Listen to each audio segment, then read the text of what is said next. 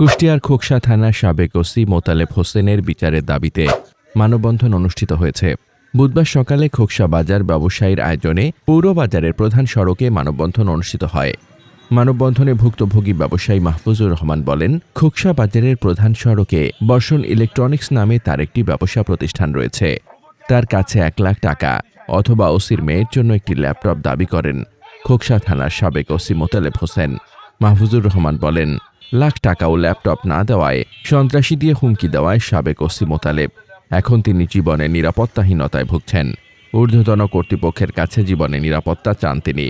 পরে সাবেক ওসি মোহাম্মদ মোতালেব হোসেনের ক্ষমতার অপব্যবহার ও জীবননাশের হুমকি প্রদানের বিষয়ে বিচার ও জীবনের নিরাপত্তা চেয়ে উপজেলা নির্বাহী কর্মকর্তার কাছে স্মারকলিপি প্রদান করেন ব্যবসায়ীরা।